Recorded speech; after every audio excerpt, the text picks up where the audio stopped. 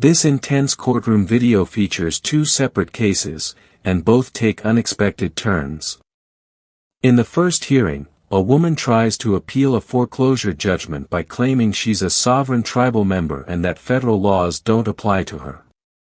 She insists the court has no jurisdiction over her because she considers herself an American Indian landowner.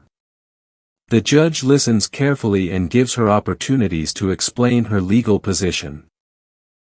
But when she fails to provide any valid argument or proper legal basis for her appeal, the judge dismisses the case for lack of prosecution.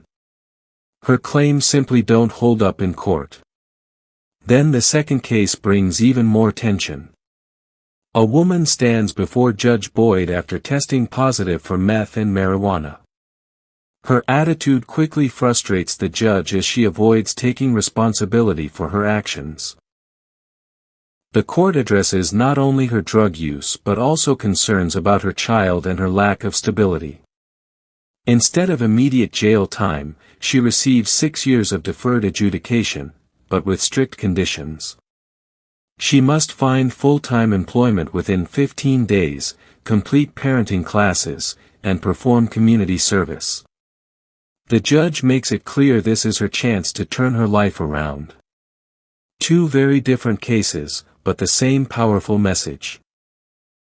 The courtroom is about facts, responsibility, and real consequences. Also, Mr. Brown, who's on here on behalf of Federal National Mortgage Association. Mr. Brown, Ms. Milner, is my understanding that this was heard in magistrate court and this is a request for appeal. Is that correct? Yes, Your Honor. This is a petition for review from a dispossessory judgment. She was a tenant at sufferance post foreclosure. All right. So, Ms. Milner, tell me what's going on. Judge, well, this is a case of land rights, tribal law, and treaties. No, ma'am. No. And I would just like to say that I'm a tribal member, part of the Cash Box Trust Tribe. No, ma'am. Government. No, ma'am. We're not doing that. And American Indian landowner. No, ma'am. So we're not doing all that. So this is a simple eviction. So you can tell me how much was owed, how much you paid, whether there's anything to that allowed you to stay in the property, or whether there's money owed to you. I don't do the whole trust, tribe, all of that, because that's not what we do. Well, that's what this is in regards to. Well, then, ma'am, that's not what we're doing here. I would either have to transfer you to a tribal court, which I don't know of one exists for you, or for superior court, because this involves a foreclosure. Essentially, he bought the house through a foreclosure. You were a tenant in the house at the time, or you owned the house and he bought it under the foreclosure. And then it was whether you get to stay in the house and pay rent or whether you're going to be evicted. Am I clear, Mr. Brown? Yes, Your Honor. And right. Because I don't deal with I went to law school for 3 years, have practiced law for over 30 years, have been a judge for over 12 years. I don't do the trust stuff because that's some arcane, esoteric stuff that you all believe that we don't follow here in the judicial system. I understand. Well, I would also like to say that I'm not here to handle any of my private affairs in the public. Okay, so I'm not sure what that means. You asked for the appeal. Yes, and as I was stating, I'm a tribal member, part of the Cash Box Trust Tribe, and also an Indian American landowner. So this case is in regards to trust and tribal land. So the property, the foreclosure is on a house on tribal land? Correct. Which tribe? I'm sorry? Which tribe? Just the Ebony Milner tribe. No, sir. I don't know of that tribe, ma'am. So yes, and all the documentation had been put on file as well. Foreclosure. So here's the thing.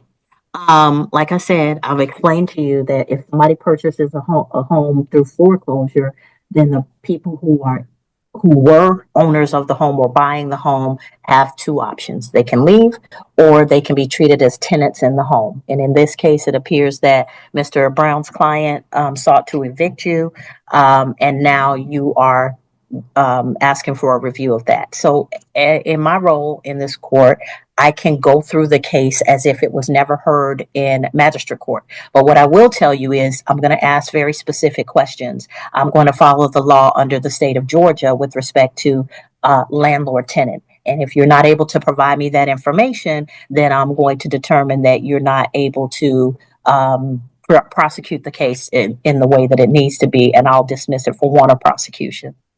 Well, again, American tribal landowner, so Okay. those laws No, that you ma'am. may speak of don't No. apply to me. No. Well, then, okay, I'm going to dismiss your appeal for want of prosecution. The court does not have jurisdiction over American tribal land, nor is there a designation of this property being a tribal land. So at this point, the court is going to dismiss this for want of prosecution. Thank you. All right, next. I'm sorry. Can you speak up and could you uncross your arms? You're not a little girl. We're not in the classroom. You are in a felony court where you could potentially go to prison. So what are you been using? Meth and marijuana. When's the last time you used meth? Like 2 days ago. No, it's more than 2 days ago. How often are you using? I just got out of jail, so I haven't been using that often. Well, I mean, you went straight from jail to use meth. Don't give me attitude. I'm not. You've been dishonest with the court. You made them waste of, you think UAs just are free? You made them waste a UA, telling me that you're going to be positive for marijuana only when I knew it was not going to be the case. And now you're positive for meth, amphetamines, and marijuana. So who are you using with? Are you using by yourself in a dark room? Or are you using with some boyfriend? Who are you using with? No, actually, where I'm staying at. And where is that? With a friend. Who is this friend? Her name is Natasha. All right. I like the way you make up names. I can't believe anything you're telling me now because you were dishonest about the drug use. It's the only place I have to stay at right now. So they use, and it was tempting. Yeah. All right. So I'm going to want a TAP evaluation ASAP, please.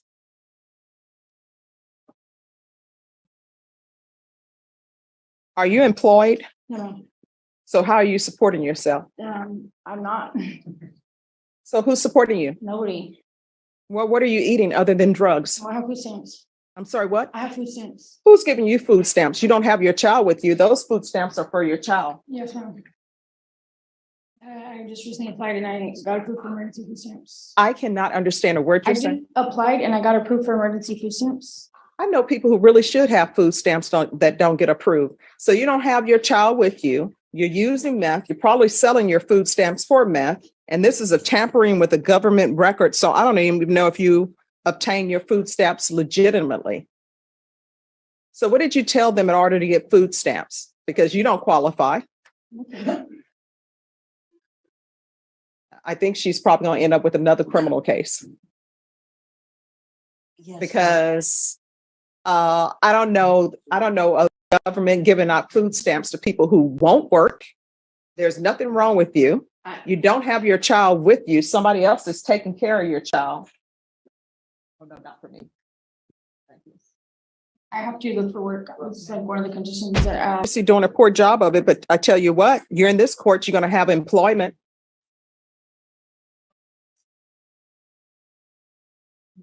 I'm not going to, the length of probation is outside the agreement. So it's going to be more than 4 years in this court because she has a lot of work that needs to be done I don't know why you're giving me the attitude. No, I'm not trying to. I'm sorry. Yes, you are. Either that or it's because you're high. I don't know which one it is, but you're giving me attitude, and that attitude will most likely be readjusted by me at the Bexar County Jail. So I don't know if your attorney told you this, but I can send you to the Bexar County Jail as a condition of this probation, and I can also send you to the state jail facility as a condition of this probation for attitude readjustment. 6 years deferred adjudication. You're getting a job, and there are plenty of jobs that are available. You're going to knock your pride aside, and if you're going to be flipping burgers at McDonald's or working on fries, you're going to be the best fry person you can be until you move up. You understand? Yes, ma'am. How far did you go in school? Ninth grade. Ninth grade. Why did you drop out? I had a problems at home. What were these problems? You using drugs? No, not necessarily. Just like things that were going on with my mom's marriage and everything else. And what's that tattoo on your neck? It says only the strong survive. All right. People love to put down sayings on their bodies because they can't remember them. All right. It's going to be a $1,500 fine, probated. Proof of employment. And it's going to be proof of full-time employment within 15 days. If you have to get 2 part-time jobs, you will get 2 part-time jobs for the court. Full-time employment is at least 40 hours a week. There's to be no employment as a home health care provider or with minors. There's to be no unsupervised contact with minors. Has Child Protective Services been in your life? Yes. And so were your rights terminated? No. What happened to your parental rights? I still have my rights, but I just don't have my daughter. My family disagreed to take care of me until I get, take care of my daughter until I get back on my feet. Parenting classes, and I want intensive parenting classes. There's to be 150 hours of community service restitution that will not be waived. She has to do those. You're either going to get your GED or either you're going to get some sort of trade certificate. Take in consideration 2023 CR 2907, County Court Cause number 667-964, 685-144, 70047. I'm going to want a referral to felony drug court, TAP evaluation. If she's not accepted in felony drug court, we'll start with intensive outpatient treatment with probation. There's to be regular reporting by Zoom or in person. The UA hotline, and she's to be tested once a week. Make sure the levels are going down. If the levels start going up, issue a motion to revoke. And I'm going to want field visits 1 time per week until further notice. Probation, is there anything else she needs? Oh, I'm sorry, 1 time per month. Probation would have got a shock. Anything else you need from the court to be successful? Showing you what's entitled Trial Court Certification of Defendant's Rights to Appeal. Did you review that with your attorney? Did you understand it? And did you sign it? Yes, ma'am. Because this is a plea bargain agreement, because I followed your plea bargain agreement, and because you waived your right to appeal, you do not have the court's permission to appeal. Do you understand? Yes, ma'am. We can go off the record. So that tattoo you have about only the strong will survive, that's the mode that your child is being in. And your child should not be in that. Her parents should not be using drugs. Her parents should get her life together, and somebody else should not be raising your child. And you just 100% living off the government, that's not going to happen in this court. You get another job. Do you understand? Yes, ma'am. And if you got those food stamps illegally, you better turn them in, because your counsel can tell you what the government does. They wait till your food stamps, when you take those monies from the government and you shouldn't have it, they wait till it becomes a felony. Then they turn it in. Do you understand? Yes, ma'am.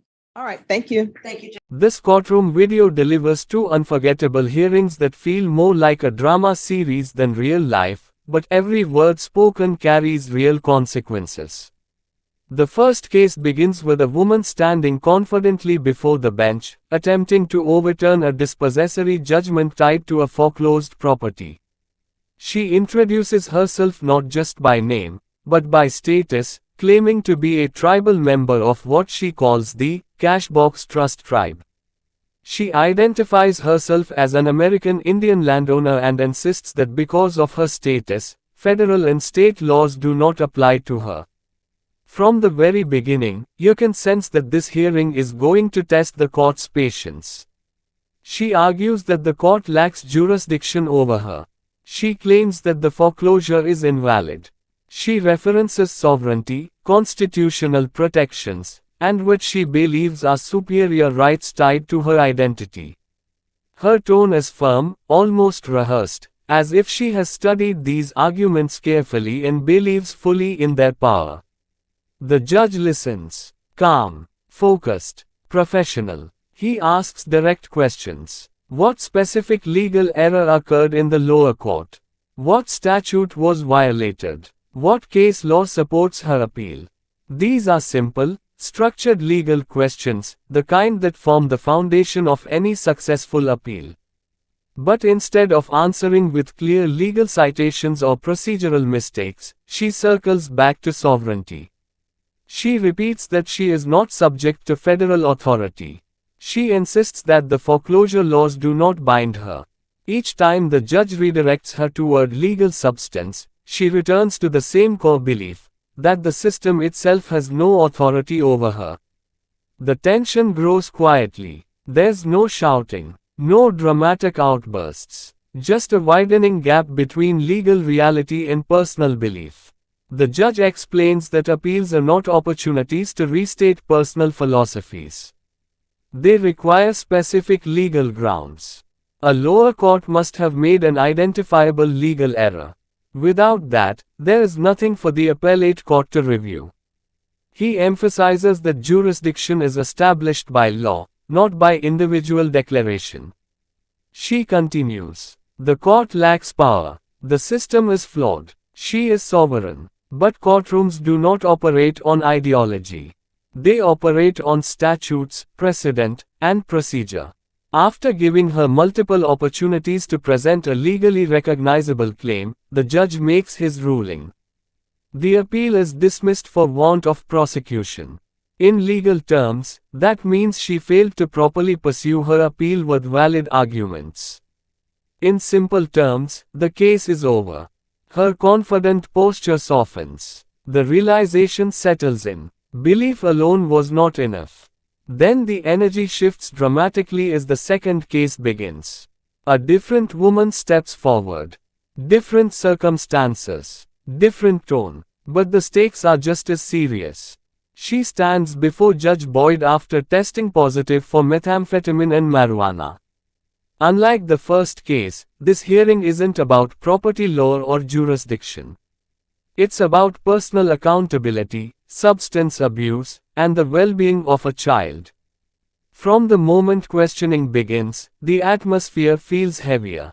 Judge Boyd reviews the positive drug test results. He asks straightforward questions about her usage. Her answers are hesitant, inconsistent. At times, she appears defensive. At other times, dismissive. The judge presses further. Drug use while under court supervision is not a minor issue. It signals deeper instability. He asks about her employment. She doesn't have steady work. He asks about financial responsibility. Government assistance is mentioned. He asks about her child. That's when the tone sharpens. Judge Boyd makes it clear that this case is bigger than a failed drug test. It's about priorities. It's about a parent choosing substances over stability. He expresses frustration, not just at the violation itself, but at what it represents, a pattern of poor decisions. The woman attempts to explain herself. Stress, circumstances, struggles. But the judge interrupts with a reality check. Everyone faces stress. Everyone faces challenges. Not everyone responds by breaking the law. The courtroom grows quiet as he delivers a blunt message. Your child deserves better. He talks about responsibility. About how government assistance is meant to be temporary support, not a lifestyle. About how employment is not optional when you are raising a child. About how drug use undermines every opportunity for progress. There's no yelling, no theatrics, just firm, direct truth. Then comes the sentence. Instead of immediate prison time, Judge Boyd grants her 6 years of deferred adjudication. That means she avoids prison, for now, but only if she complies with strict conditions. It is not leniency. It is structured accountability. She must obtain full-time employment within 15 days. Not eventually. Not when it's convenient. Within 15 days. She must complete parenting classes. Because being a parent requires more than biology, it requires responsibility, presence, and maturity. She must perform community service. She must remain drug-free. She must report as required. Every condition is clear. Every expectation is defined. The judge makes it unmistakable, this is her chance. Possibly her last real chance. He explains that deferred adjudication is an opportunity to prove she can live within the law. But if she fails, prison will no longer be off the table. The path forward is entirely in her hands. The contrast between the two cases is powerful. In the first, a woman believed the law simply did not apply to her. She tried to step outside the system by claiming sovereignty. The court responded with procedure, patience, and ultimately dismissal. In the second, a woman stood firmly inside the system, under supervision, but failed to meet its expectations. Instead of denial of jurisdiction, the issue was denial of responsibility. The court responded not with dismissal, but with structured consequences. Both hearings highlight something deeper about the justice system. Courts are not moved by belief alone. They are not persuaded by defiance. They are not impressed by excuses. They respond to evidence, compliance, and accountability. The first woman walked in believing identity could override foreclosure law. The second walked in hoping explanations might soften a failed drug test. Both left with a clearer understanding of reality. One lost her appeal because she could not provide legal substance. The other kept her freedom, temporarily, but only under strict conditions designed to force change. What makes this video so compelling isn't just the rulings. It's the human element. The way confidence can crumble when confronted with procedure. The way defiance can fade when faced with responsibility. The way judges balance patience with firmness. Courtrooms are often misunderstood. Some see them as battlegrounds of ideology. Others see them as places to argue emotion. But in truth, they are structured environments governed by rules that do not bend easily. In both cases, the judges allowed the defendants to speak. They listened. They asked clarifying questions. They provided opportunities to present arguments or explanations. But when those opportunities failed to produce legal merit or responsible behavior, decisions were made. The message is clear. The law does not disappear because someone declares themselves sovereign. Consequences do not vanish because someone feels overwhelmed. Systems continue. Procedures apply. Responsibility matters. By the end of this video, viewers are left with two unforgettable images. One woman realizing that belief without legal grounding leads nowhere, and another woman facing the weight of being told that her child's future depends on her choices. Two different stories unfolding in the same courtroom environment. Two wake-up calls delivered in very different ways. And one powerful reminder that when you stand before a judge, reality speaks louder than words.